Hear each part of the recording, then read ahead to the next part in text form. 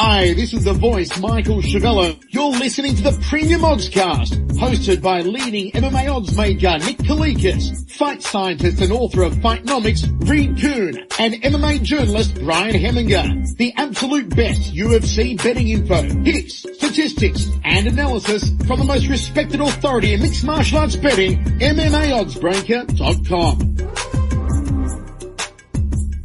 Welcome to the Premium Oddscast, presented by BetDSI. I'm Brian Hemminger, joined today by leading mixed martial arts odds maker Nick Kalikas to break down this Saturday's UFC Fight Night 135 event, which takes place in Lincoln, Nebraska.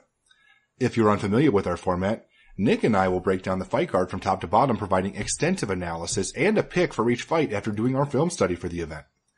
Looking back at our last event, Kyle Marley lost 1.05 units for UFC 227 with his 1-unit free bet on Matt Sales at minus 105 odds. Kyle has his bets and fantasy MMA picks available now on MMAOddsBreaker.com. Back to the present, UFC Fight Night 135 features a 13-fight card in total and will be aired on UFC Fight Pass, Fox Sports 2, and Fox Sports 1 this Saturday night. Let's dive right in. Now, kicking things off on Fight Pass in the bantamweight division is a bout between Hani Yahya, who is 25-9 with one no contest, and Luke Sanders, who is 13-2. Now, Nick, where did this fight open, and how has the public shifted things so far?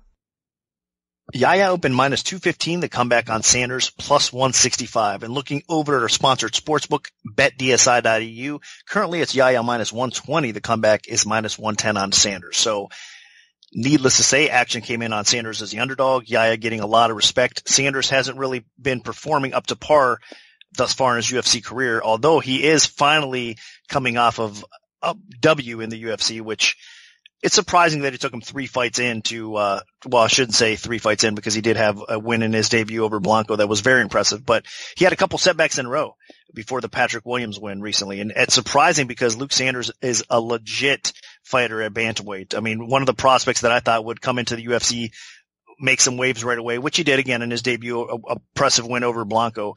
But then outside of that, I thought he was going to have no issues really with Alcantara. I thought Sukmatad he beat as well.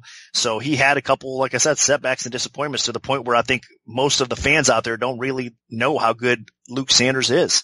Now he has another stiff test here in the form of Yahya, and I'm saying that in a little bit of hesitation because I think stylistically this is actually a pretty good matchup for Sanders. Yahya, as we all know, he's been one of, the best fighters at 135 pounds for a long time now. I mean, the guy, his wins speak for themselves. The opponents that he's faced, and his ground game is one of the best that's ever been in MMA as far as what he can do on the ground with his takedown ability, with getting your back and his submission skill. So Yahya is definitely a game fighter. And if Sanders isn't cautious, he could end up on the ground, and Yahya would definitely have a big advantage on the ground over Sanders. Now, typically speaking, Sanders does have pretty good ground defense and takedown defense overall, but he did get caught up in Alcantara's trap, a fight that he was actually dominating up until that time. So he has been submitted in the past, and now he's going to face the best submission artist he's fought, really. So this is your grappler versus striker matchup, with Sanders being obviously more than just your typical striker, and Yahya being a veteran of the sport with all that experience that he has. So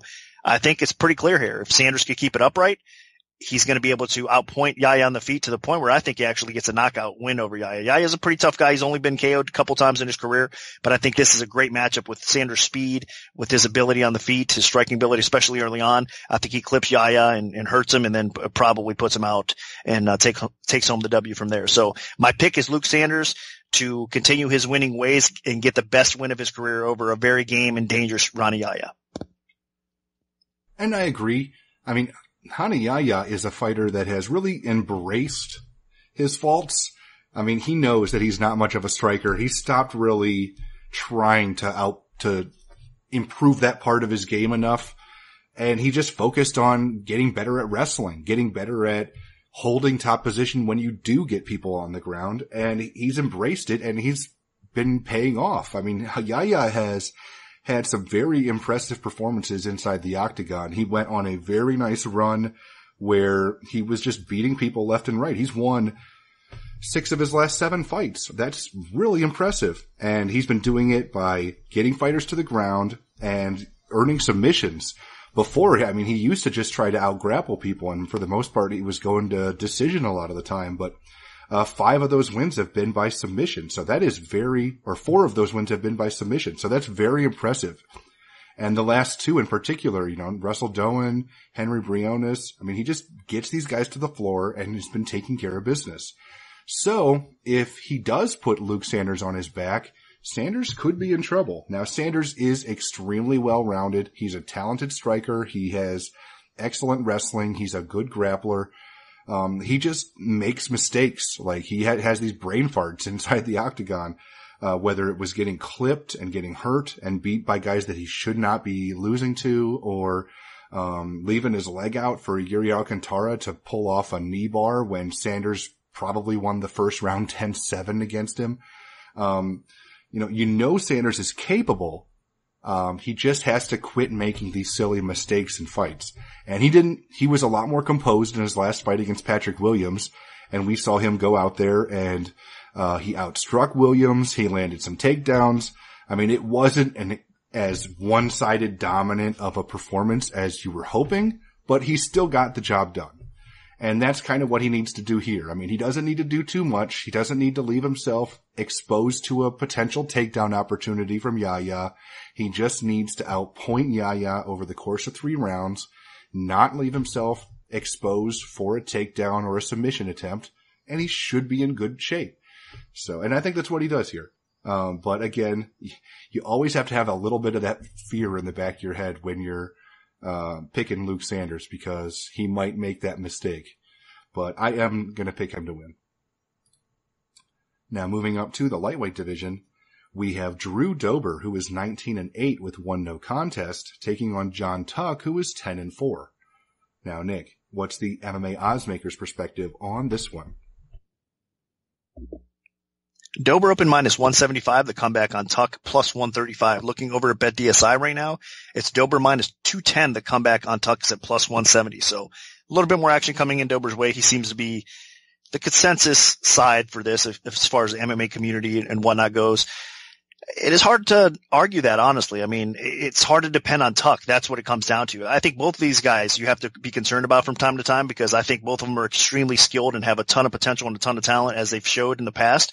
But the problem is, I mean, their IQ level sometimes, their defense sometimes. For Tuck, it's his conditioning pretty often that lets him down as well. So these guys have the skill, but at certain times you have to be cautious with them. And laying 2-1 on Dober against a guy like John Tuck right now with Tuck's skill set isn't exactly the easiest, pick or bet to make, I think, at this point. But with that being said, I do see a lot of advantages in this fight for Dober. I think Dober is the more complete fighter. I think he has better conditioning. I think he's going to end up pushing a higher pace as the fight goes on, especially early on. It's going to be really a tough test, I think, because Tuck, again, his striking is going to be dangerous. He does have knockout power. He has finishing ability. And Dober's a type of fighter at times that his defense is lacking to the point where he does absorb a lot of punches and strikes, period. So I think that Tuck could take advantage of that early on and maybe get Dober in a little bit of trouble. And Tuck also has a pretty savvy ground game as well. So regardless of where this fight takes place, Dober has to be cautious. But I do think Dober can control the wrestling. He is the better wrestler here. I think he can get in on top. Now, does he really want to fiddle around with Tuck on the ground all that much? I think Dober can survive those exchanges, but it is, again, a dangerous spot for him to be in. So I think more so than anything, I think Dober needs to just keep that constant pressure, push forward, and outstrike Tuck and outpoint him to a decision win. I think both these guys are probably going to be able to withstand each other as far as getting finished. So I do give the edge to Dober when it hits a scorecard. So Tuck, if you look at it, I mean, just on paper alone, if you look at his decision ratio, he's only won 1 decision and he's lost 4 in his career. So when it goes to the scorecards, he doesn't win fights. And Dober, he's about a 500 fighter or so when it hits the scorecards. And this matchup, how they do match up together, I think you do have to obviously lean Dober to win on the scorecard. So the pick is Dober to win. Yeah, and I'm on Team Dober as well. John Tuck is a very talented fighter. He's probably the more well-rounded fighter of the two. But the problem is he just runs out of steam consistently. Tuck does not have very good conditioning. It doesn't seem to matter if he paces himself or not. He still just slows down after the first round. Tuck has some power. He has some excellent ground ability. He has some decent wrestling, but once that adrenaline dump kicks in and the second round starts, he's like a completely different fighter. His pace slows, his volume slows, just pretty much everything in terms of his offensive output slows. His defense gets worse. What he does have going for him is he's durable. He can take a shot, and he's probably going to be taking some shots in this fight, because when he slows down, Dober's going to be turning it up a notch. And Drew Dober has really improved with his striking, with his wrestling. He sits down on his punches a little bit better. He's had more pop in his hands. So, he's definitely a fighter that is a threat just about everywhere. The only place that I don't think that maybe he can hold his own with in Tuck is submission ability, submission for submission. But I mean, he's even pulled off submissions inside the octagon as well. So, I have a lot of respect for Drew Dober. It seems like he has really put in the work to improve his weaknesses. And, at this point, I wouldn't be shocked to see Dober shoot in for takedowns on Tuck, or Dober stand in the pocket and outstrike Tuck. So, and especially conditioning, Dober does not really slow down in the second and third rounds. So when Tuck does start to fade, that's when Dober's really going to be turning it up a notch and just taking over the fight. So unless Tuck gets a finish in the first round, which I think is pretty unlikely, because while Dober can be hurt, it seems like he's pretty tough to actually put away. And unless Tuck does put him away quickly, I think Dober just takes over this fight, and at least wins a decision, if not potentially puts Tuck away in the third round when he really starts to slow. So my pick is going to be Drew Dober. Now dropping down to the women's flyweight division, we have Joanne Calderwood, who is 11-3, taking on Kalindra Faria, who is 18-7-1. Now, Nick, where did this fight open, and how has the public shifted things so far? Calderwood opened minus 185. The comeback on Faria at plus 145. Right now, looking over at BetDSI, it's Calderwood minus 175. The comeback on Faria is plus 145. So line margins have tightened up. Pretty solid opener, it looks like, in a staying ballpark.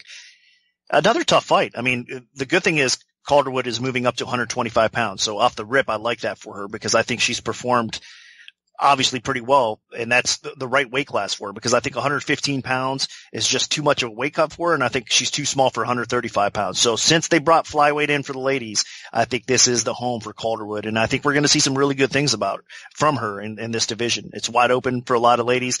Unfortunately, we're going to have a title fight here soon between the champion Montoya and obviously Shevchenko, and we're going to, I think, see a new champion be crowned with, Shevchenko's a huge betting favorite for a reason, obviously. So I think that's a tall task for most of these flyweights. But that being said, Calderwood could definitely be one of those fighters that makes a run. But it starts here with the win over Faria. I think Faria is a very talented fighter in her own right. I think her loss over Jessica Ai wasn't necessarily a bad one. Jessica Ai is another one of these fighters that was kind of caught in between bantamweight, and not that she could drop all the way down to 115 pounds, but the flyweight division was where she needed to be as well. So since Jessica Ai obviously came down to flyweight, she's had some success. And in her last fight against Jessica Ai, Faria gave her everything she can handle. That was a very close competitive fight that Jessica Ai squeaked by and got the W on. So that tells you the level of competition Faria can hang in there with, because Jessica is a very solid fighter, and this is going to be one of those matchups, I think, that goes back and forth, and these ladies match up well together. I mean, Calderwood is known for her striking skill. I think Faria is actually going to handle the striking aspect of this fight really well, to the point where she might actually land a little bit more frequently on Calderwood here. So it's going to be interesting. It's going to be close and competitive on the feet. I think the ground exchanges are going to be key here as well. I think Calderwood has become a little bit better wrestler of the two, but Faria, again, is not going to be the easiest to take down. Even though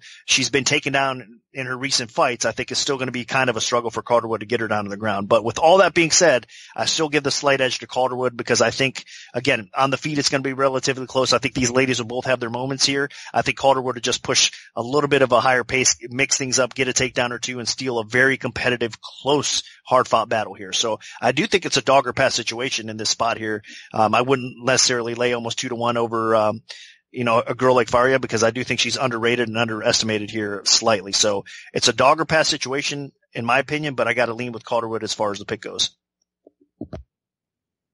Yeah, Calderwood was a completely different fighter when she got that opportunity to fight at 125 pounds against Letourneau. I mean, she was more ferocious. She looked like her strikes were more powerful. And then she ended up putting away somebody that had gone 5 rounds with Joanne Calderwood and actually had won a round.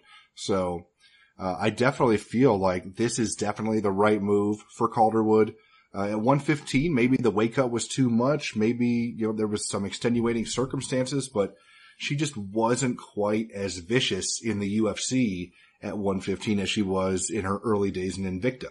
So I think this is definitely the right move. Now, Faria is definitely no joke. I mean, she's 0-2 in the UFC, but those 2 losses have been to talented fighters, especially, most recently she had a very close decision loss to Jessica Ai, somebody that at one point was the number 1 125 pounder in the world.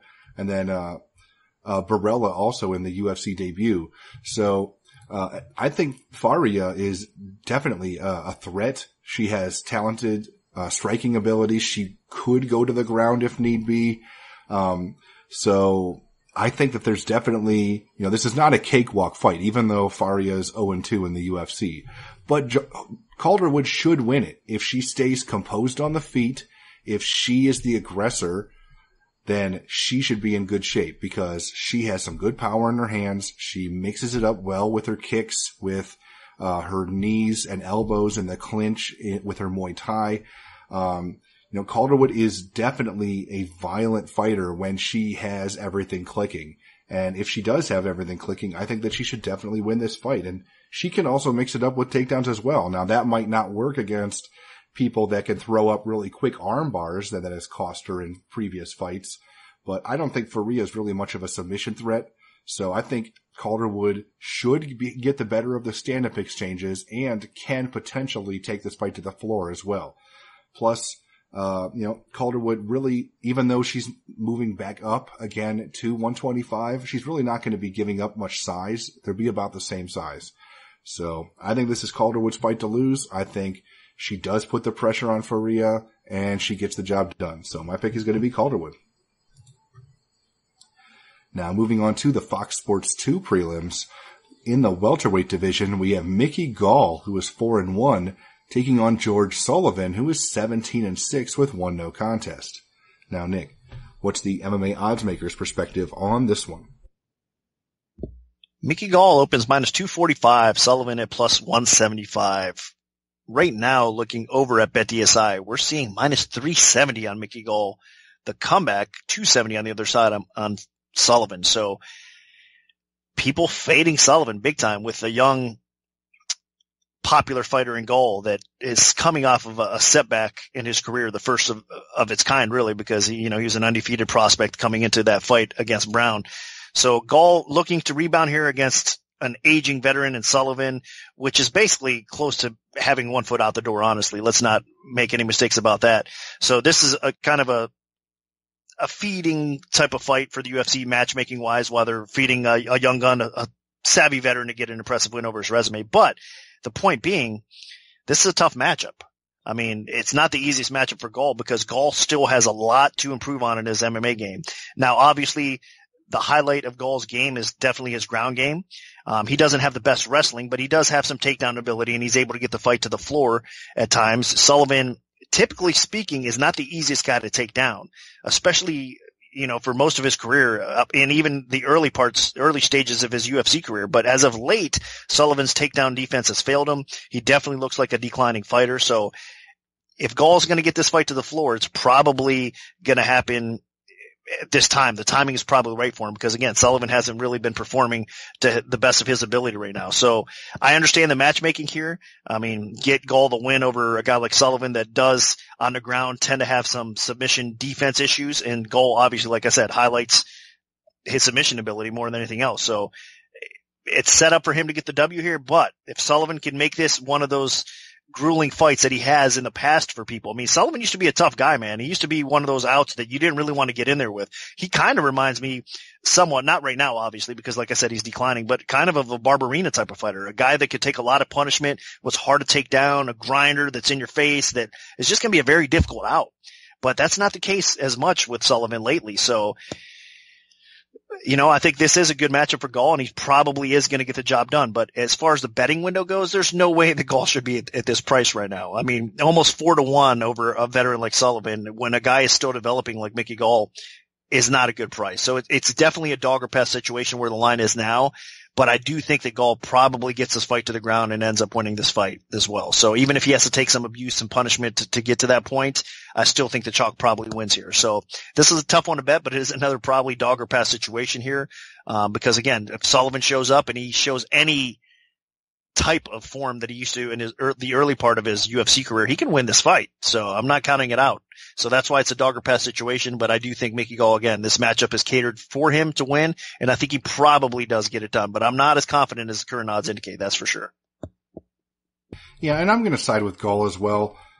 As Nick mentioned, George Sullivan, he was a guy that put a lot of pressure on his opponents, pushed forward, and then just looked to wear them down a little bit with a steady offensive attack.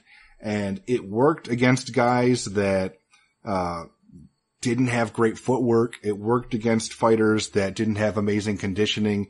And it worked against fighters that didn't have great takedown defense. But once he started stepping up in competition, Sullivan really started to get exposed.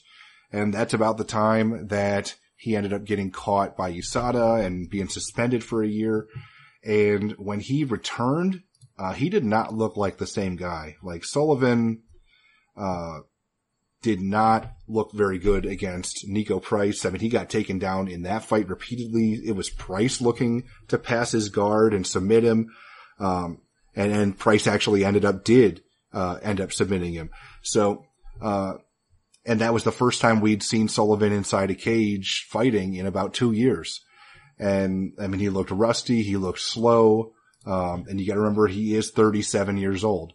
So if there's a time for a young, more inexperienced fighter like Mickey Gall, who only has 5 professional fights, to pull off a big victory over a veteran in Sullivan who has 24 professional fights, this might be that time.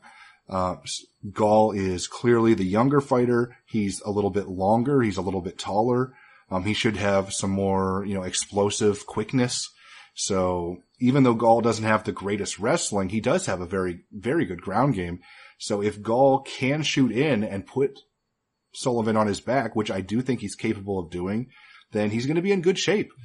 Gall does have, he's done a lot of submission grappling tournaments in the past. I mean, he's an experienced grappler with a really good rear naked choke. And if he can get to Sullivan's back, I think Sullivan's in big trouble. Gall also has a little bit of pop in his hands. Like, he's not the greatest striker. Sullivan should still be the more technically proficient striker, but Gall has dropped a couple opponents so far in his UFC run. So Sullivan can't just take that for granted either. He might get clipped. So I think Gall is improving. I think that he definitely belongs in the UFC. Where he belongs is still up in question, but I think that he has proven himself, and I think this is the type of fight that kind of shows what level of fighters he'll be able to beat as he continues to improve and evolve as a fighter. So my pick is going to be Mickey Gall. I think that he does get the job done. I think that he probably submits George Sullivan at some point. Now, moving up to the middleweight division, we have Andrew Sanchez, who is 10-4, taking on Marcus Perez, who is 10-1. Now, Nick, where did this fight open, and how has the public shifted things so far? Perez opened -160. The comeback on Sanchez at +120. Right now, over at BetDSI, it is currently Sanchez the favorite, -120. The comeback on Perez is at -110. So the line flipped, and Sanchez has now become the favorite. So not really that surprised by the action coming in Sanchez's way. I mean, for a bit there, he was an extremely popular fighter. I mean, he was kind of making his rise from the Ultimate Fighter show, of course, into the UFC. There was a lot of high expectations for him. So again, with his skill set, with his ability, Sanchez has some potential. It's just unfortunate for him the last couple fights. he's shown some of his weaknesses, which is his conditioning. He's just not consistent enough on that end of it. But as far as skill set goes, he's a pretty solid striker. He's a pretty good ground fighter as well. I mean, he's got a really good, solid submission game. His wrestling's not bad. He's got a like to like. He definitely has a very complete game. You could say a lot for his opponent and Marcus Perez as well. Perez is probably a little bit underrated. He's a well-rounded fighter in his own right. He's a good submission fighter as well, and he's got pretty decent fight IQ. But the problem with Perez is at times he can be put on his back. He can be controlled a little bit. Not easy to keep him there at times. And again, he has submission awareness and a good ground game in his own right. So you got to be careful with Perez on the ground. But the striking, I think, is what's going to impact this fight as well. And I think on the feet, Sanchez is the better striker. He's a more diverse striker. Perez has a little bit of knockout power. And again, we've seen Sanchez slow down to the point where he's been knocked out. You know, his defense starts getting a little bit worse as the fight progresses at times, and he's more susceptible to getting that KO loss. So can Perez knock Sanchez out, especially as the fight goes on? Yes, he probably can. Can Sanchez, you know, grind his fight out and just outpoint Perez along the way? I don't think Sanchez finishes Perez in this spot, but I do think he could probably get the scorecards. And I think Perez is tough as nails, so it's going to be very hard for Sanchez to finish Perez. But if there's going to be a finish in this fight, it's probably Perez getting the finish over Sanchez. So it should be a very competitive fight. It is a true pick'em type of fight. I've been going back and forth on this fight as well because I almost trust Perez a little bit more, but I mean, pure skill set goes to Sanchez. So I kind of have to side with him for that alone. Again, it's not a confident pick, but I am going to lean with the better fighter. And I think it's the slight edge right now goes to Sanchez. I just wish he was a little bit more consistent and we could see better performances from him. And I completely understand the pick. It's just tough to trust Sanchez because while he is a very talented fighter, I mean, he's got the striking ability, he's got the wrestling ability, he's got the grappling ability. He's the complete package. Oh, he doesn't have conditioning. I mean, this has been the case in his last two fights where he was winning both times against Anthony Smith and then most recently Ryan James. Was on his way. I mean, he had outstruck both of them. He had taken both of them down repeatedly. He had passed guard. I mean, he was doing everything right, and then he got tired. And then he got finished in both fights in the third round. So, if he can just pace himself and not, blow all of his energy in the first couple rounds, he's gonna be in a much better position. I mean, Marcus Perez is a talented fighter. I mean, he was the LFA champion. That's something that absolutely is deserving of somebody that's in the UFC. And Perez does have a dangerous ground game and a little bit of pop in his hands.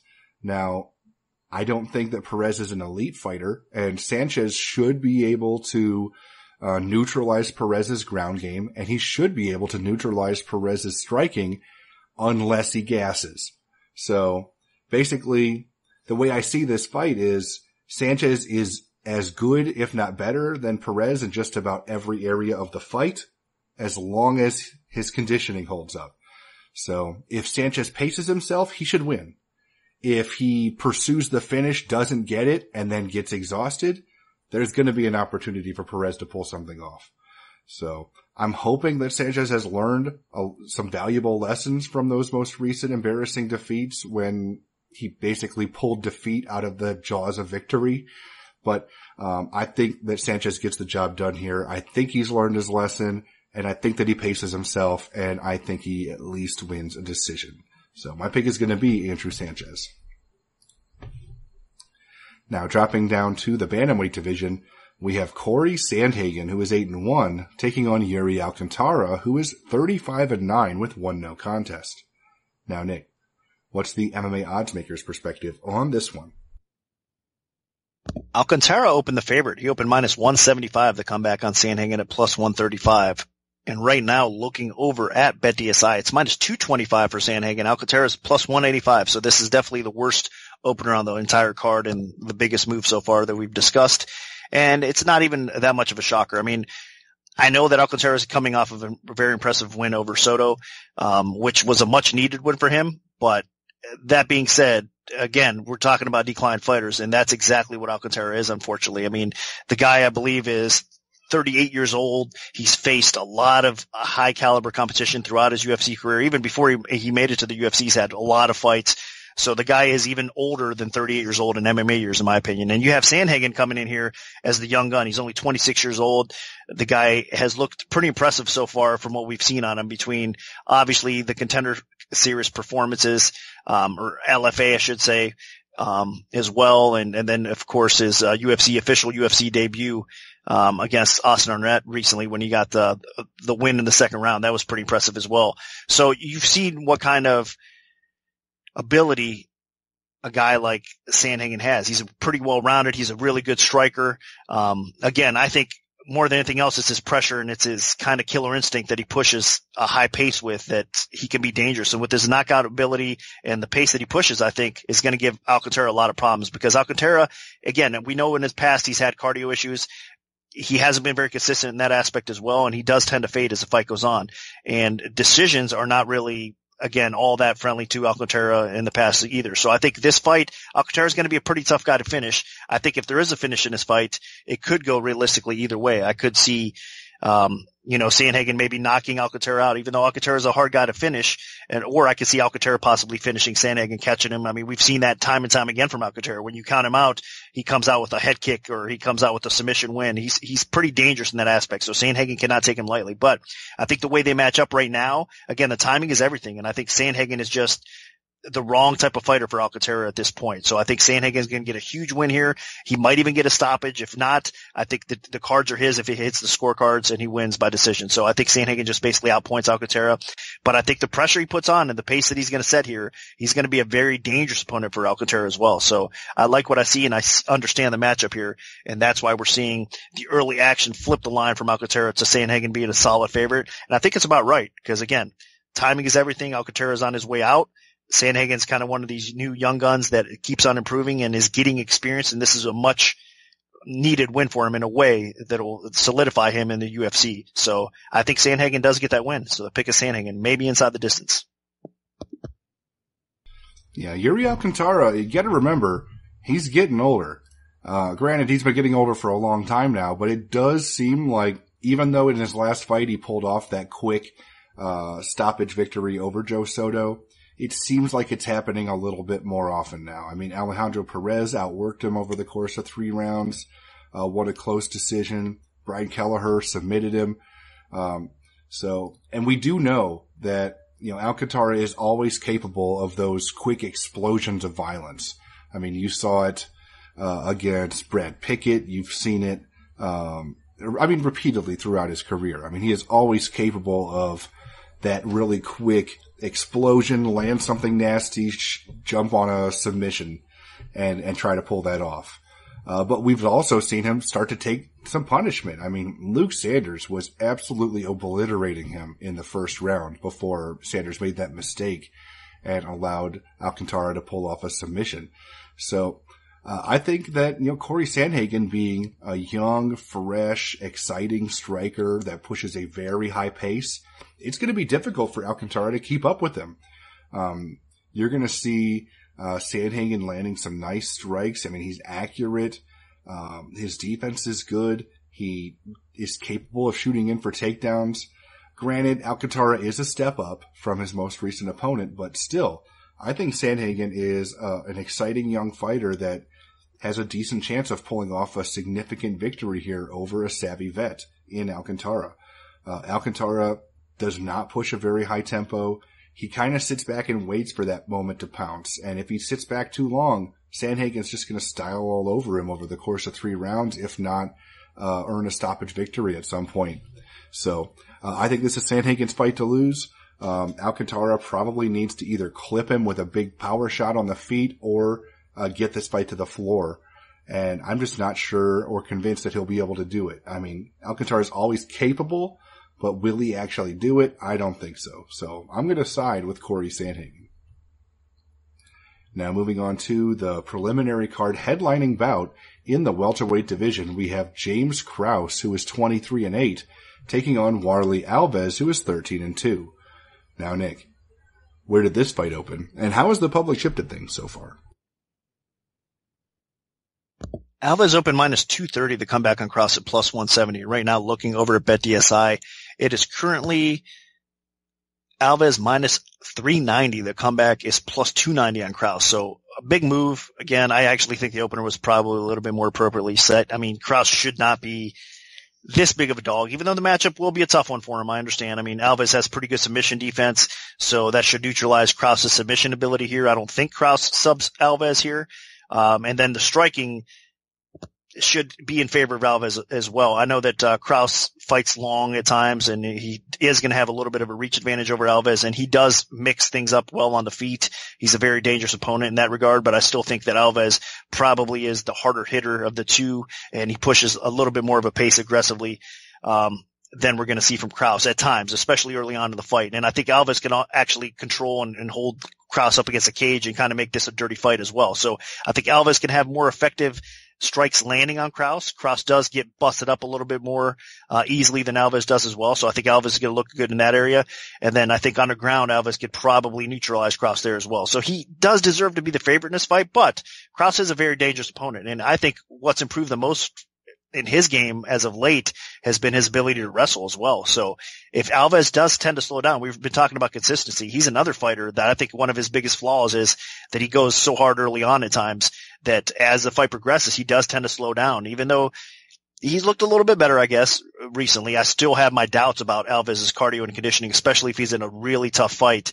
We've seen it in the past, like I said, so I'm not going to be sold on him quite yet until the improvements are there against a guy that's going to push him to the limits. And maybe Krause can do that here. I think it is going to be a pretty tough fight for both guys here. I think the line is another spot where it's a little bit too high. It is a dog or pass situation where it stays right now. Cause again, Alves should not be close to a 4-1 favorite over a guy like James Krause. That's a little bit ridiculous, honestly. But that said, again, if you're looking at how they match up and who the pick is, I got to lean with Alves a little bit. I think he can outpoint Krause on the feet. I think he probably keeps it upright and neutralizes Krause's ground game as well. So I think he does have the advantage in this fight, and I think he probably does get the scorecards if it goes that route. And Krause is a tough guy to finish, so I think it probably does hit the cards here as well. They do have finishing ability, so you never know. Like I said, Alves does have some knockout power. He does have that sick guillotine choke, so I didn't mention that quite yet. But, I mean, that's one thing Krause has to worry about, too. If he is going to use his offensive wrestling, I mean, you cannot stick your neck into Alves' guillotine choke or it's over. So, I mean, I wouldn't be surprised to see something like that happen either way. Like I said, if Alves does catch a neck or Alves does maybe clip that chin across and puts him out, I could see that happening. But overall, I think it's going to be a pretty tough 3-round fight for both guys, and Alves is going to get the edge. And I'm with you. I mean, James Krause, he has the length and height to be a welterweight, but he doesn't really have the body size in terms of filling out. He doesn't have the strength to be a talented welterweight. Krause does have some good grappling ability. He has some decent striking ability. He's capable of fighting long and throwing the 1-2 combinations and the jabs, but I just don't think he has the type of striking ability that's going to stop Warlley Alves in his tracks. And Alves is going to be wanting to press forward and try to either knock Krause's head off on the feet or potentially shoot in for takedowns where he can get some of his grappling going, ground and pound going, maybe submissions. Krause, he's had a very nice run. I mean, he's won, I think, 4 straight UFC fights. He did lose on The Ultimate Fighter in between. But since The Ultimate Fighter, he's stuck around and he's fought pretty well. He's got some quality victories over some pretty tough opponents. So, I'm not going to say that he doesn't have a chance in this fight, but Warlley Alves is a very physical, very strong fighter with a decent amount of power. And, Krause is finally going to be fighting somebody that is a legitimate welterweight. And while Krause does have some slight height and reach advantages, very slight, I think Alves makes up for it with the power and strength. And I think Alves can bully Krause a little bit, especially if he can get inside and land some heavy shots in the phone booth area or deeper, or if he could just get a hold of Krause and throw him around a little bit and get top position on the ground. Alves also has a nasty guillotine choke. I mean, he actually tapped out Colby Covington with it. That's Colby's only loss in the UFC. So, you do not want to sleep on Warlley Alves. The biggest thing here is that Alves does have a history of slowing down in fights. You saw it in the Barberena loss. You saw it, you've seen it in times where he's a strong starter and maybe not quite as good once he gets past the first round. So if Krause is going to win, he needs to force Alves to expend a lot of energy early, and then he just needs to try to take advantage when Alves slows down, if and when. But I'm going to give Alves the benefit of the doubt here. I think that him being the bigger, stronger fighter will help him, and I think that Krause doesn't quite have the ability to force Alves to work so hard that he does slow down. So my pick is going to be Warlley Alves. Now moving on to the Fox Sports 1 main card, we have Eric Anders, who is 10-1, taking on Tim Williams, who is 15-4, and this is in the middleweight division. Now, Nick, what's the MMA odds makers' perspective on this one? Anders open minus 280, the comeback on Williams plus 200. And right now, looking over at BetDSI, it's minus 1070. 1,070 for Anders. The comeback is plus 470 the other way on Williams right now. So craziness. I mean, he went from a 3-1 favorite basically to a 10-1 favorite. And right now in Vegas, there's actually a spot the Westgate Sportsbook has minus 1,500 on Anders in this spot here as well. So needless to say, everybody backing Anders, they're thinking Williams does not have a shot in this fight. I don't know. I mean, I get it. Stylistically, another tough matchup for Williams here because he's going to have to be able to get this fight to the ground and utilize his ground game and his toughness. And I'm saying that because he's the type of fighter, again, that Williams is pretty well rounded, but his striking is, I think, the weakest part of his game. He does have some power in his right hand, but a lot of his striking is made for him to get inside and clinch up and get the fight to the ground. And then once on the ground, though, that is definitely his realm. He does good work on top with his ground and pound.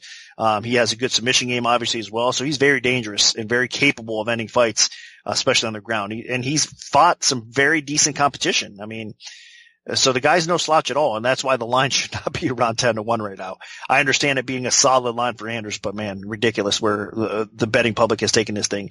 But that said, Anders is pretty tough out, obviously, as well. We expect a lot of good things since his debut, and he's performed relatively well. I mean, his loss to Machida was a very close one. It could have easily went his way, and then we'd be talking about a guy like Anders. I mean, the run that he's been on so far. I mean, I understand a setback like that. It does matter. I mean, it has an impact, obviously, because it is a loss on his resume. And I think, you know, according to the public at times, something like that will affect a fighter's stock, but I guess not apparently so in this fight. I mean, again, I think it's more of a disrespect factor towards Williams than it is saying how good Anders is at this spot. But with all that said, Anders is tough, man. I mean, he's, again, got good wrestling. He's got better stand-up gear. I think he does have enough knockout power that he probably does put Williams out at some point. So Williams is going to come in looking to close the gap, looking to get this fight to the ground. I think we're going to see Anders sprawl and brawl and end up clipping Williams and probably finishing the fight in that route. So I do see why Anders is a solid favorite. But again, I think where the price is right now, there's no way you could bet this fight. Do not lay 10-1 or anything close to that on Anders in this spot over Williams. It's another spot where it's a dog or pass situation. So I'm going to pick Anders. And again, if you haven't noticed already, this is not the easiest card from a betting perspective because there's, you know, some high chalk that can potentially go down. But at the same time, I think some of that high chalk gets there. So it's kind of tricky from that perspective, but this is definitely one of those situations. So the pick is Anders, but stay away from this fight if you're going to bet it. And I'm going to side with Anders as well. I mean, obviously he's a monster favorite in this fight. And you got to feel for Tim Williams, man. You know, Tim Williams is not a bad fighter. He has a pretty well-rounded game. He has a decent grappling ability. He was a competitor on The Ultimate Fighter, season 19. It's just, he's been getting thrown to the wolves. I mean, Oscar Piechota in his UFC debut, he just got clipped and put away pretty quickly. And then now he's taken on Eric Anders, a guy that's already main evented UFC Fight Night card against Lyoto Machida and arguably won that fight. And that's his only loss in the UFC, the only loss of his professional career. And this is his first fight after that loss. So Anders is especially committed to going out and taking care of business. And it just seems like Williams is in the wrong place at the wrong time. Anders is athletic. He has heavy hands, good striking ability. His conditioning is solid. The only thing that we really don't know about him is how good his submission game is overall, his submission defense. And if there's any path to victory whatsoever for Williams, it's getting this fight to the floor, putting Anders on his back, and testing that submission defense. But I just think Anders is too athletic. He's not going to stay down long. And I think once Williams gives up trying, then he's going to be eating some heavy hands from Anders. And I think it's only a matter of time until Anders gets the TKO victory. Although, even though I expect Anders to win and win relatively easily, I'm still shocked at the line. But that's for another day, I guess. But my pick is going to be Eric Anders. Now, dropping down to the flyweight division, we have John Moraga, who is 19-6, taking on Davison Figueiredo, who is 14-0. Now, Nick, where did this fight open, and how has the public shifted things so far? Figueiredo opened -135. The comeback on Moraga at -105. And right now, you're looking at Figueiredo. He's currently a -155 at BetDSI. The comeback is on Moraga as a +125. So a little bit more action coming in Figueiredo's way. I do agree with it. I think that the action should go his way. I know Moraga has been nothing but impressive as of late, and he's been one of the guys that honestly has been overrated throughout his UFC career, especially in the flyweight division. I mean, I understand that he was in the mix early on, especially when he was going on that run towards the title. I mean, he's had some impressive performances, but I'm talking about the setbacks that he's had, to Benavidez, to Nicolau, to Perez as of late, but he got back on track with 3 straight wins over solid competition as well. I mean, Mokhtarian, that's questionable. I mean, he got the decision win over him, and that wasn't a high level competition, but his last 2 wins over Hayes and Bibulatov definitely are very solid wins. So he's got confidence back, which is very important for a guy, I think, like Moraga. He trains from a good camp. He's a very well-rounded fighter. He's got knockout power in both fists. He's got a sick guillotine choke. He's got wrestling ability. So Moraga is a very tough out, but I like what I see from Figueiredo. I think that Figueiredo is a very well-rounded fighter in his own right. I think he's actually a little bit more well-rounded than Moraga overall. I think that even though, he doesn't, I guess he's not a pure American wrestling type of person you figure would be kind of that type of fighter, he does have some good takedowns. I'm saying that his wrestling tends to be a little bit underrated at times. So Figueiredo can take fighters down. He's shown that time and time again. He's got decent takedown defense overall. He's got a good submission game. He's got the ability to finish you with his sick guillotine choke as well. And on the feet, I think he mixes things up a little bit better than Moraga. So this is a good fight. This is a competitive fight. I just think that Figueiredo probably outpoints Moraga. He gets some takedowns. He ends up outpointing him maybe on the feet as well. And I think out of the two, even though Moraga does have some, like I said, some power in his fists, I think Figueiredo actually might be the one, if there's going to be a finisher, to get the finish over Moraga. So both guys are tough to stop. I'm sure it probably does go to decision. And if it does, I think Figueiredo just outpoints him, like I said, in a competitive fight, 29-28 type of decision win for Figueiredo, but I do think he gets it done. So this is a good matchup.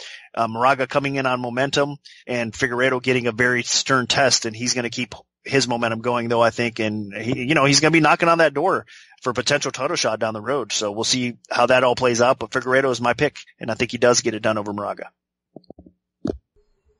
And I completely agree. I mean, Davison Figueiredo is a talented fighter, very well-rounded. I mean, he has good wrestling. He has excellent submission skills, and he's a competent striker. Where Moraga is going to have the advantage in this fight is, I would say, pure punching power.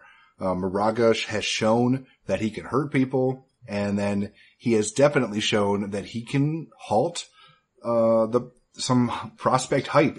He's done it in the past with that guillotine choke victory over Justin Scoggins, and then he definitely did it when he faced Bibulatov and then hurt him on the feet and put him away.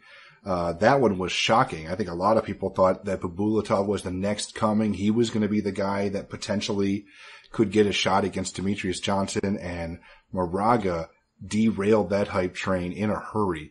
So, and that's been one of those quality wins that Moraga has had on his current 3-fight winning streak. Now, Figueiredo, he's 14-0 for a reason. I mean, he really doesn't have a lot of weaknesses, and I think that in this fight, Figueiredo is probably going to showcase every bit of his pure overall mixed martial art ability. If it goes to the floor, Figueiredo should have the edge. He should be the better grappler.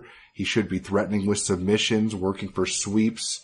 On the feet, I think Figueiredo will be, I wouldn't say the more active striker, but I think that he'll land the better shots, but Moraga might be swinging a little bit more. So, I mean, if Moraga has the path to victory, it's both believing in his power and then also just being a little bit more active and throwing a little bit more often. But I think Figueiredo can make up for that with his kicking game, which Moraga really doesn't use that often. Figueiredo also does have some good overall technical striking ability, and he can land some good shots, which can fluster Moraga. And then Figueiredo can mix it up with some takedowns. While Moraga does come from a decent wrestling background, I mean, he doesn't defend even half of the takedowns that are thrown his way. So I think that that's actually a good path to victory for Figueiredo if he can mix it up, get Moraga on his back, and then also strike with him on the feet to open up those opportunities to get Moraga on his back. So I think that Figueiredo does get the job done. I think it'll be close. It should not be a blowout. Moraga is too talented to get blown out by most people. So I think Figueiredo wins a close decision, potentially even a split decision. Now moving up to the welterweight division, we have Jake Ellenberger, who is 31-14, taking on Brian Barberena, who is 13-5.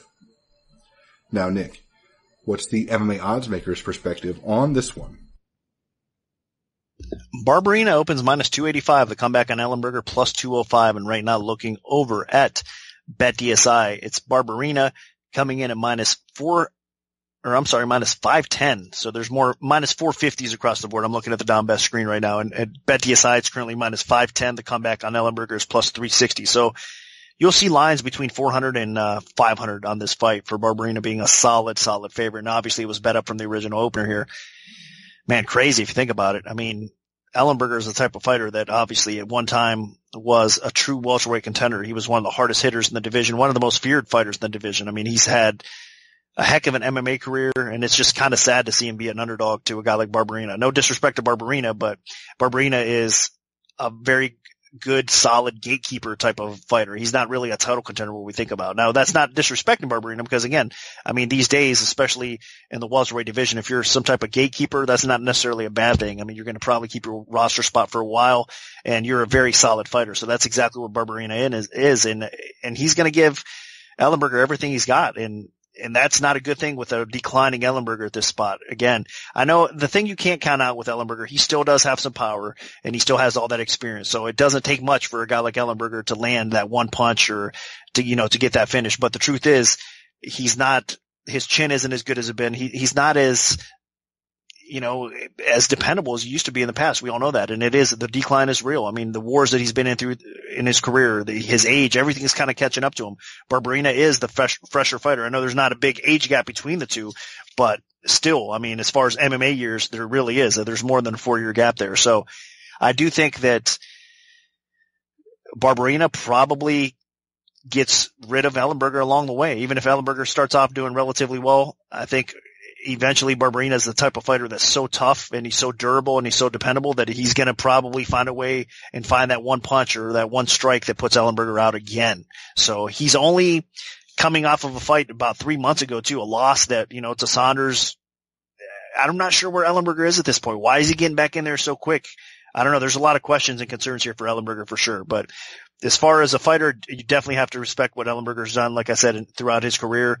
It's just going to be sad to see him lose another fight like this, I think, in my opinion, because Barberena's just right now, I think he's just too tough for Ellenberger to overtake. And I think we're going to continue to see Ellenberger on the decline, and this might be his last fight. I'm not sure what his contract situation is like with the UFC, but obviously he can't continue to get setbacks like he has. So this is a must-win fight for Ellenberger. It could be a dog or pass situation for sure at this spot as well, because 4-1 Barberena, the line is a tad bit high, but I still think he gets it done. So this is another spot where I'd probably stay away from it completely. Wouldn't lay the chalk on Barberena. Wouldn't exactly bet the dog in Ellenberger either. So my pick is Barberena. I do think he probably finishes Ellenberger along the way. Jake Ellenberger, he's just on a decline. It's pretty obvious. 3 fights in a row, he's been knocked out or TKO'd. Most recently, the loss to Ben Saunders, which was surprisingly, Saunders was actually stepping in for Barberena, who had been hurt. And then Saunders, even though it was short notice, got the job done. This time around, it's the fight that was supposed to take place in Ellenberger's last bout. And I still think Barberena gets the job done. I mean, Jake Ellenberger, he has power. We know that. I mean, he's hurt a ton of people. He's even hurt, Stephen Thompson in a fight. But it just doesn't seem like he has the finishing ability anymore. He doesn't have that confidence. He doesn't have, the confidence in his wrestling. And he's consistently had, chin problems and issues with his conditioning. And that is like the complete opposite of Bryan Barberena. I mean, Barberena is a guy that is physically very durable. He is tough to outwork because he just keeps going and going. He has excellent conditioning. He takes over in fights against fighters that slow down, like the Sage Northcutts and Warlley Alves when he pulled off some pretty huge upsets. And Barberena is durable. So even if Ellenberger lands some big shots, I think it's going to be very difficult for Barberena to be put away. So far though, the only thing that Barberena's had any real difficulty with was against wrestlers that didn't slow down. Like, Leon Edwards repeatedly took him down and outworked him. And then Colby Covington also did the same thing. So if Ellenberger has a path to victory, he needs to be shooting for takedowns, getting top position, staying in top position, keeping Barberena on his back over the course of 3 rounds and trying to win a decision. And I just don't think that Ellenberger is going to be able to do that over the course of 3 rounds. I think at some point Ellenberger is going to get tired, and that's when Barberena is going to take over. I mean, the guy has power in his hands. He has very good clinch game, nasty elbows and knees on the inside. And I think it's only going to take a couple of those, and Ellenberger is going to be in big trouble.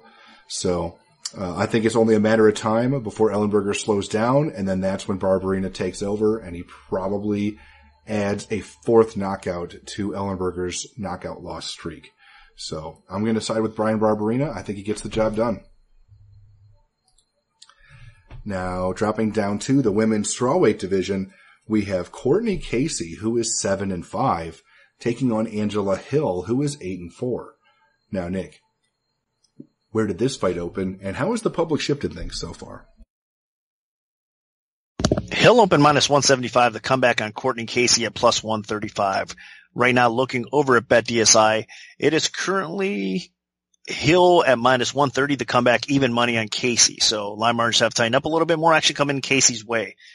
Casey is stepping in on a bit of a short notice here to take the fight against Angela Hill, stepping in for Grasso, I believe. So that's needed to be said off the rip. And I'm saying that because at times when Casey has had some issues, I think it's her conditioning and it's her cardio. Now doesn't seem to be as bad as of late. I mean, her conditioning has definitely improved and she's able to go 3 strong, but early on in her career, I mean, in her UFC career at least, she definitely took some fights maybe when she shouldn't have at that time. And again, her conditioning was a little bit flawed, and she does tend to still, even though her conditioning has gotten better, she does tend to slow down in round 2 and round 3. So it's going to be interesting to see if this somewhat short notice does affect her. I know she's constantly in the gym. She's in a good camp with the MMA lab and whatnot. So I think she's going to be ready. I don't think we'll see a horrible cardio situation from Casey, but that might impact this fight because it's going to be a tough fight against Angela Hill.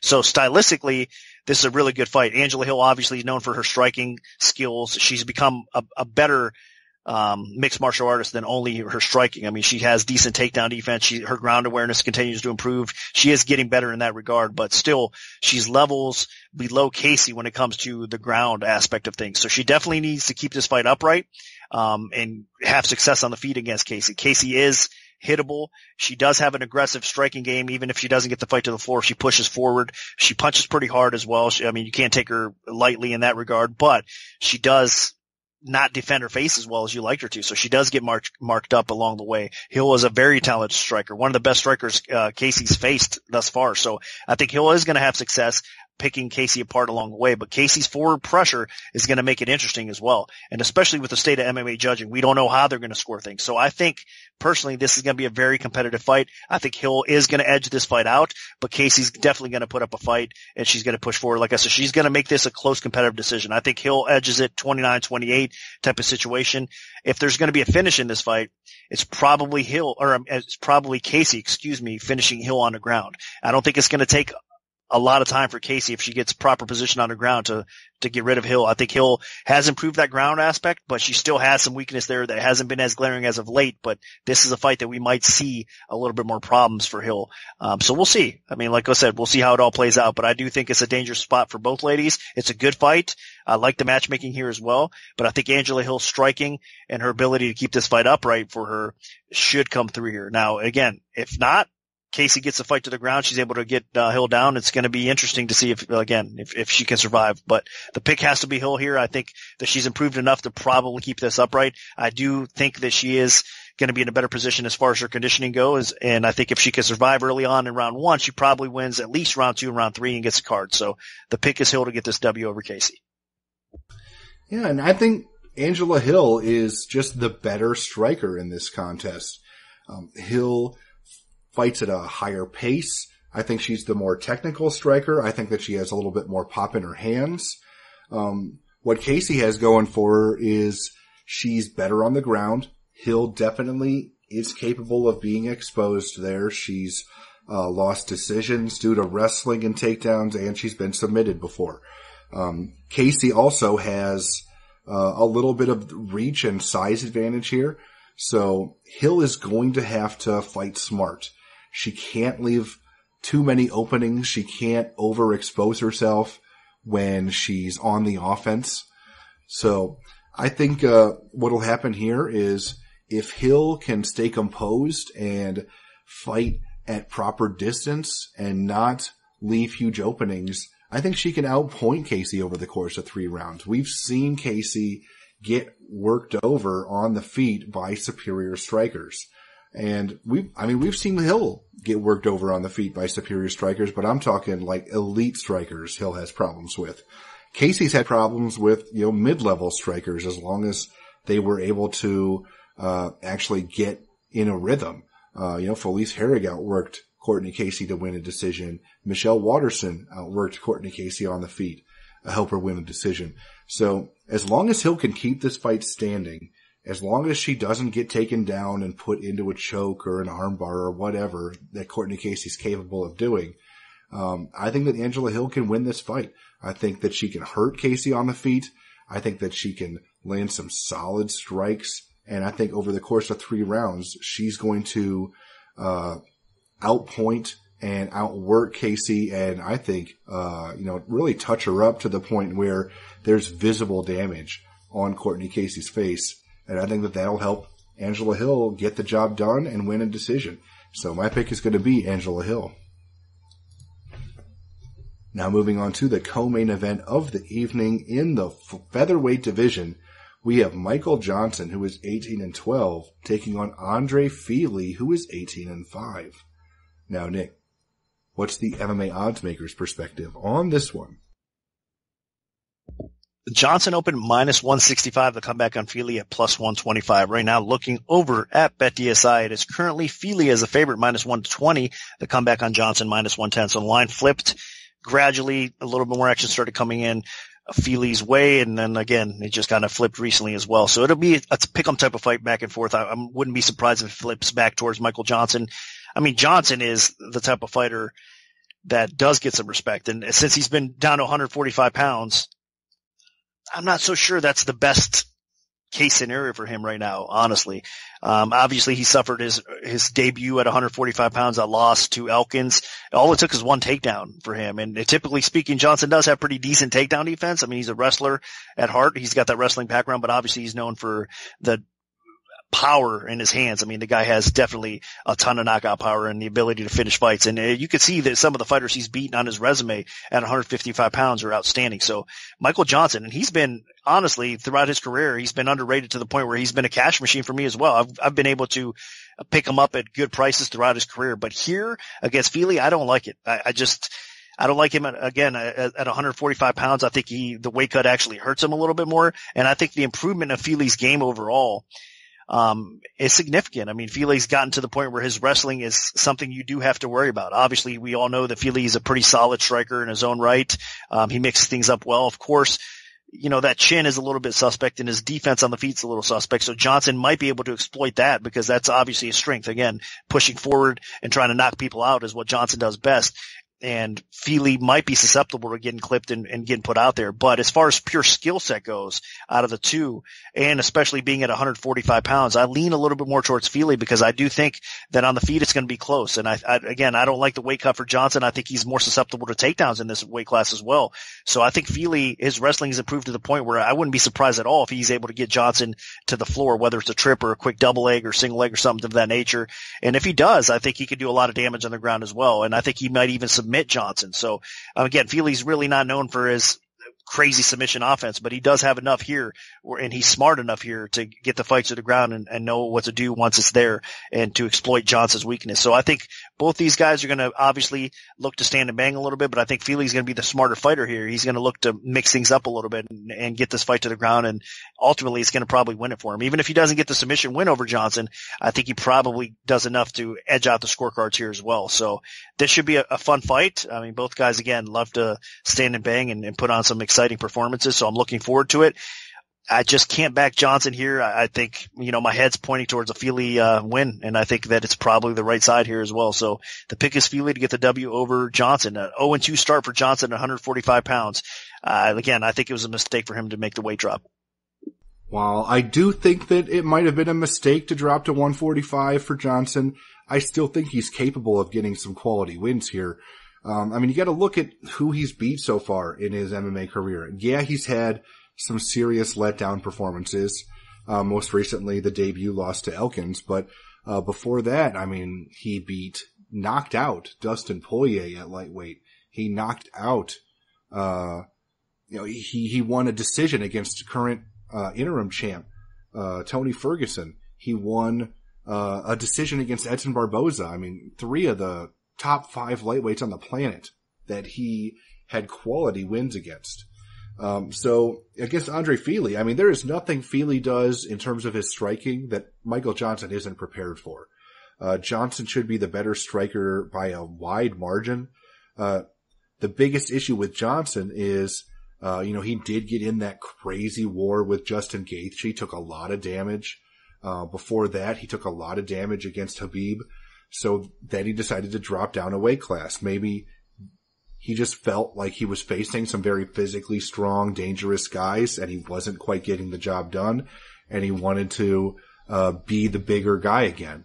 And Andre Feely's a very big, strong featherweight, so Johnson's going to be, about the same size as him.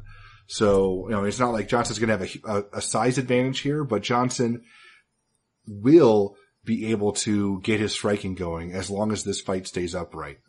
Johnson has more power than Feely. Johnson has the better boxing compared to Feely.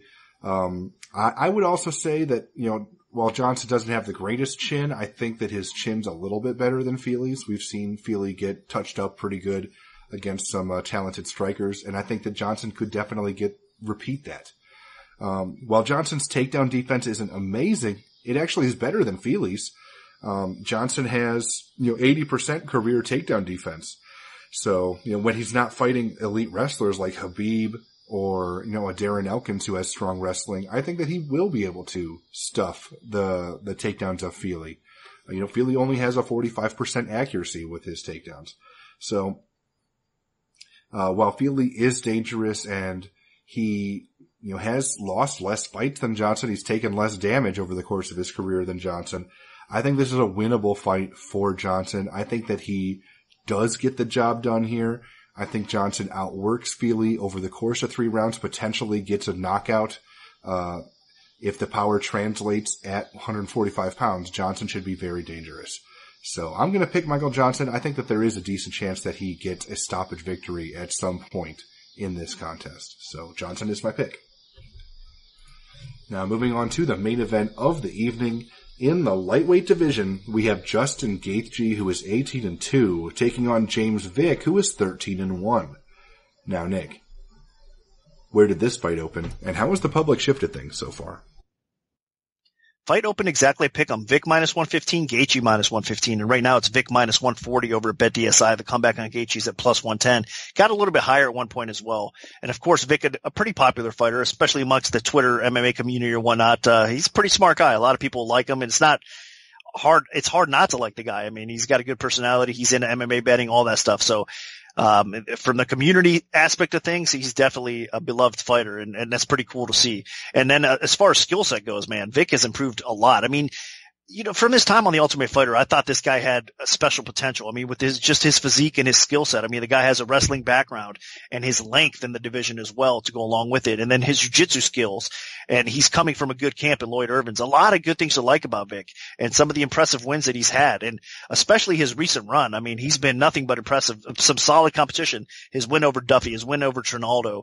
I mean, those are pretty solid wins. So I think he's coming into his own. He's got his confidence is at an all-time high. His strike defense has improved a little bit as well. That was my main cautious with him, or one of my main concerns with Vick was that tall man defense that he does typically have at times, which again, I mean, it's called tall man defense for a reason. A lot of times it is more difficult for long fighters to defend, and Vick does tend to get clipped at times, but that defense has tightened up a little bit, and he's settled in to become a very solid, smart fighter. I mean, so he's definitely a handful. But with all that being said, I think people are underestimating Gaethje here a little bit. Gaethje is definitely a tough out. The problem with Gaethje, to me, again, defensively speaking, is he eats too many punches with his face. The guy is tough as nails. We all know what kind of fighter he was at the World Series of Fighting. I mean, he faced decent competition over there, and he absorbed so much punishment, and he went through people. I mean, he got the job done. And then, of course, a good example of that was his UFC debut win over Michael Johnson. I mean, a tremendous performance. But then he's had some setbacks. They finally caught up to him. I mean, you cannot keep on absorbing that much punishment against quality fighters. And his losses to Dustin Poirier and Eddie Alvarez kind of show that. So he's looking to get back on track here against James Vick, another dangerous opponent, another up-and-coming guy that's looking to knock on that title contention door. So this is a tough fight, and especially with the length and with the clinch game of Vick and with the, again, the improvements that he's made, it's not going to be an easy fight. But again, with that said, I think Gaethje actually can win this fight. His leg kicks are nasty. I think his aggression, especially early on, is going to play dividends for him, because I think he can keep this fight upright, and I think he can have some success with his boxing ability. He can close that gap well enough to land some strong punches and be effective on the feet. And then, of course, like I said, beginning with the leg kicks alone, man, I mean, he just has some of the nastiest leg kicks in the game. I mean, he brutalizes people with that. So I don't think Vick's going to be able to handle those leg kicks that well.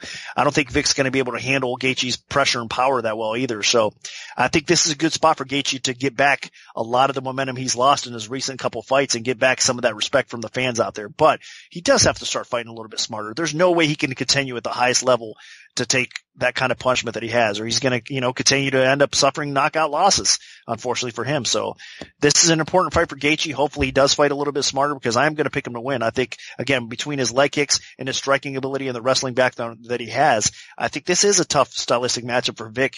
And I think that, again, Gaethje could actually get a highlight reel finish here against Vick. So got to respect both guys a lot. I think that they are both two of the best lightweights the UFC has to offer right now. But with that being said, I got to go with my gut and my head, and it tells me that Gaethje's probably going to come away with a very impressive win, a much-needed win for Gaethje at this spot. Vick, even if he does suffer this loss, I think he bounces back fine. I mean, it'll only be his second loss of his career, and it'd probably be a good learning experience as well. So a lot to like about James Vick moving forward, win or lose. But I think here, unfortunately for Vick, he's going to suffer a loss against Gaethje. Yeah, Justin Gaethje, James Vick, this should be a really interesting battle. I mean, Gaethje has a lot of power in his hands. He has devastating leg kicks, and he has pretty good wrestling. Vick, on the other hand, has the length. He's got a 6-inch reach advantage here. He has some power in his hands, and he has elite Brazilian Jiu-Jitsu skills and nasty submissions. So I think Gaethje's wrestling is going to be neutralized, because if he shoots in for takedowns, he could be setting himself up to get choked out by a guillotine or something. On the feet, while Gaethje should have the edge if he gets deep inside, Vick is going to have the edge once he settles into the fight and lands, those long straight punches. And Vick has definitely had some serious success on the feet in recent fights. I mean, the performance against Joe Duffy, where he really turned it on in the second round. Polo Reyes picking up the TKO. Trinaldo, where he outstruck Trinaldo 2-1, basically. I mean, Vick is on a roll. You have to give him some credit here. But he also isn't without his flaws, just like Gaethje.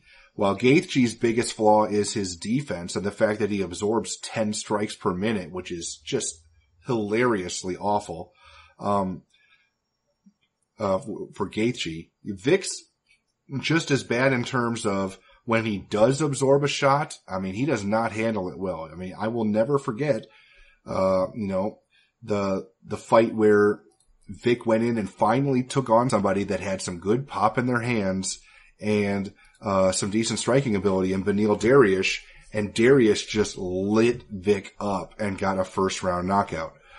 That's his only loss in his career, but, I mean, that's also probably the toughest opponent that Vick ever faced. The only person that Vick ever faced that was a top 15 fighter, except maybe Trinaldo now. So Gaethje being number 7, this is no walk in the park. I mean, Gaethje, he does slow down in fights a little bit, but he also has a lot of power. And if he connects with Vick's chin, Vick could be in huge trouble.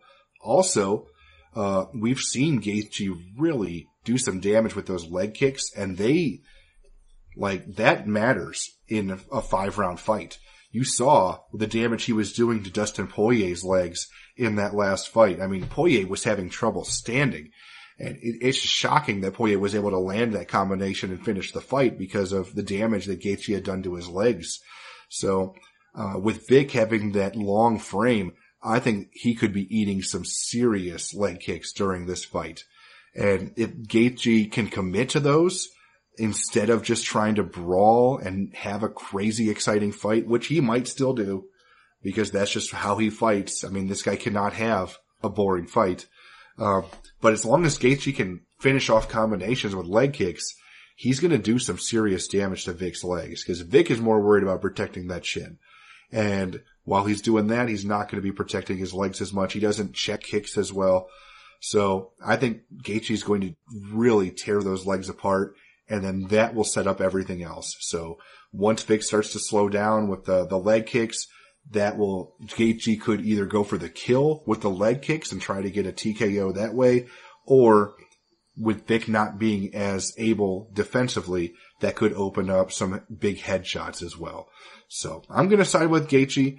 I'm just hoping that he's learned a little bit of his lesson in terms of the defense. We're going to have to wait and see on that, but he's still going to put on exciting fights no matter what. And while Vick definitely does have a chance to pull this off, I think that he might have bitten off a little bit more than he can chew in Gaethje, and I think Gaethje does get the job done. So my pick is going to be Justin Gaethje. So that'll do it for a full event breakdown for UFC Fight Night 135. Now, if we have a free play to give out, make sure to follow at MMAOB Premium on Twitter, because that's where we'll post them first. We can also notify you of our free bets via email alert if you prefer that method. Just send an email to picks@MMAOddsBreaker.com and we'll add you to our free bet mailing list. Special thanks to BetDSI. Good luck, everyone, and hopefully the betting gods are on your side this weekend.